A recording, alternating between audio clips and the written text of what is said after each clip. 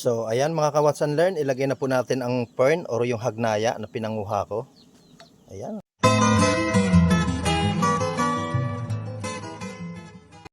So mga ka-Watch and Learn, ito po yung kasarapan kapag nandito ka sa probinsya.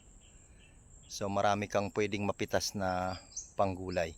Gaya po nitong aking pinitas, oh. Ang tawag po dito ay hagnaya. Isang klase po ng fern na makukuha mo dito sa bundok. Ayan, kaya isasahog ko po sa Lucky Me. Watch and Learn. So ito po yun, oh. Ito. Sa gilid lang po ng karsada. Ayun, dami, oh.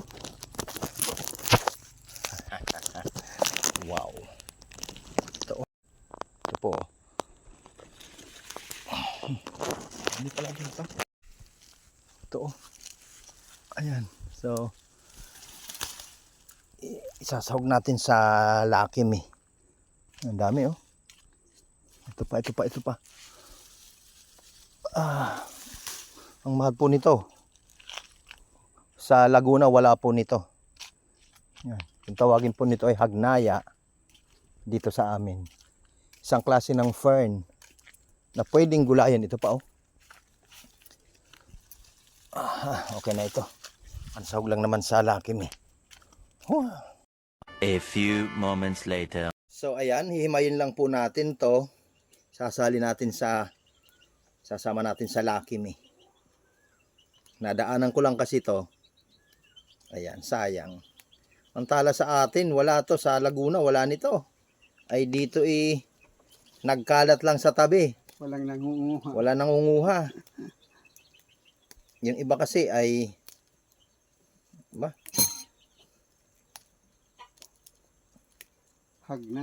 hagnaya kung tawagin. So ayan mga ka-Watch and Learn, ilagay na po natin ang fern or yung hagnaya na pinanguha ko. Ayan, ang kasarap nito. So libreng-libre po sa gulay. Gulay na masustansya. Abangan nyo po yung aking vlog, mag-i-ensalada po ako nito. Luluto po ako ensalada. Ensaladang pako or hagnaya. So yan. Para magiging masustansya. Siyempre lalagyan ko pa rin po ito ng itlog. Diba? Pakuluin lang po natin.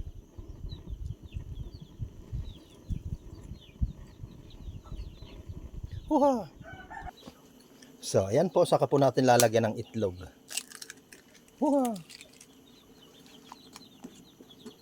Diba? Para complete ang sustansya po ng ating niluluto.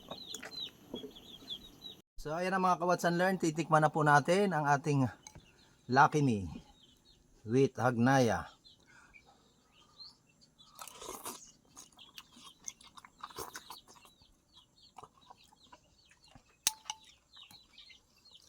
Delicious.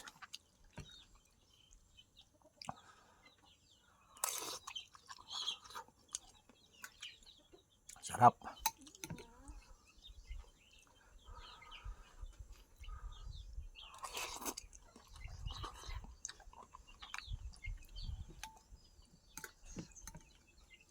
Ito po yung buhay probinsya.